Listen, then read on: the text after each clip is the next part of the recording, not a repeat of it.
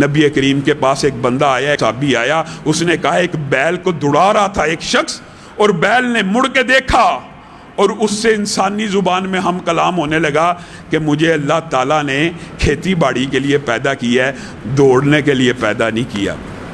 جانور کو اپنی تخلیق کا مقصد معلوم ہے۔ نبی کریم نے کہا تو سچ بولتا ہے۔ ابو بکر بھی ایمان لے کے آئے، عمر بھی ایمان لے کے آئے، اور سبحان اللہ قربان جائیں ابو بکر و عمر پہ موجود نہ بھی ہوتے، نبی کریم ان کی طرف سے گواہی دے دیتے تھے کہ ابو بکر بھی ایمان لے کے آیا، عمر بھی ایمان لے کے آیا۔ اسی طرح ایک صحابی نبی کریم کے پاس آیا اور کہا ایک بھیڑیے نے بکری کو پکڑا، میں نے بکری کو کھینچا، تو بھیڑیے نے مجھے کہا وہ دن بھی یاد رکھنا کہ جس دن میں بکریوں کو شکار کروں گا کوئی مجھے روکنے والا نہیں ہوگا، اور جا اس مدینہ کے اندر ایک نبی آ چکا ہے جو دین کی باتیں بتلاتا ہے۔ سبحان اللہ، جانور ایک کو تخلیق کا مقصد پتا، بھیڑیا جس کو نبوت اور رسالت کا ادراک موجود ہے۔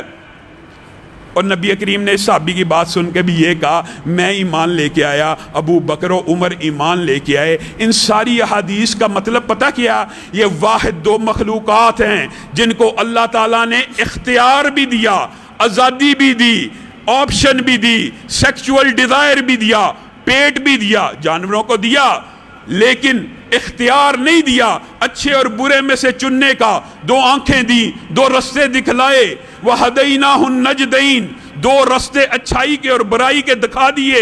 انسان تیری مرضی ہے، تیری مرضی، اللہ نے اب جبر نہیں کرنا۔ اللہ چاہتا ہے عبادت کے رنگ بھی دیکھے اور بغاوت کے رنگ بھی دیکھے۔ عبادت کا رنگ یہ ہے کہ ابھی تو چاہے سبحان اللہ کہہ دے، تیری مرضی ہے، تیرے اختیار میں ہے کہ تو جتنی مرضی مرتبہ سبحان اللہ کہہ دے۔ انبیاء آئے، نبی کی تسبیحات بیان کی، حمد بیان کی، لیکن ایسے ایسے ظالم فاسق جابر بھی آئے جنہوں نے کہا انا ربکم الاعلی، میں ہی سب سے بڑا رب ہوں۔ یہ وہ آزادی ہے جو اللہ تعالیٰ بندے کو اور جنات کو دے کے آزمانا چاہتا تھا کہ اب میں دیکھتا ہوں جب پیٹ ساتھ لگا دیا، جب ذمہ داریوں کا بوجھ ڈال دیا، جب بیوی بچوں کے پالنے کا، رشتہ داروں کے تعلق کا سارے کا سارا سلسلہ قائم کر دیا، اب میں دیکھتا ہوں کہ کون میری عبادت کرے گا اور کون میری بغاوت کرے گا۔ اور پھر عبادت کرنے والوں نے دکھایا، ایک بغاوت کرنے والا ہے اور ایک عبادت کرنے والا۔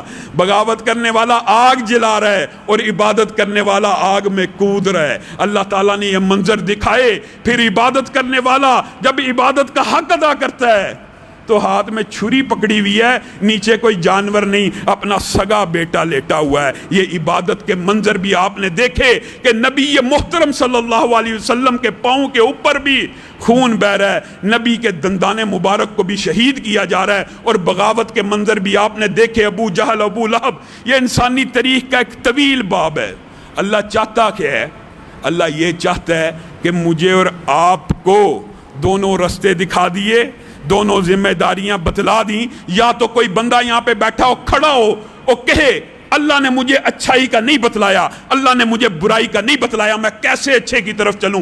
دنیا میں کوئی آدمی یہ دعویٰ نہیں کر سکتا کہ اسے اچھائی کے راستے کا علم نہیں ہے۔ اللہ نے احسان کر کے اچھائی کا راستہ دکھلا دیا، ساتھ آپشن دے دی، جبر نہیں کیا، مجبور نہیں کیا۔ اب انسان کے اوپر جبر اور ایسا لازم نہیں ہے، انسان کی مرضی ہے، عبادت کرنا چاہتا ہے، نیکی کے راستے پہ چلنا چاہتا ہے تو اپنے لیے نیکیاں کٹھی کرتا رہے اسی دنیا کے اندر۔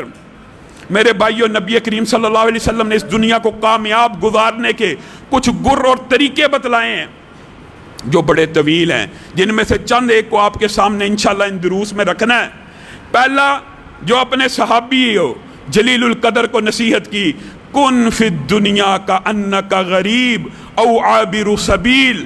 اے میرے بیٹے عبداللہ ابن عمر کو کہہ رہے ہیں، کن فی الدنیا کا انکا غریب، اگر دنیا کامیاب گزارنا چاہتا ہے نا تو اس طرح دنیا گزاری کہ جیسے تو دنیا کو جانتا نہیں ہے۔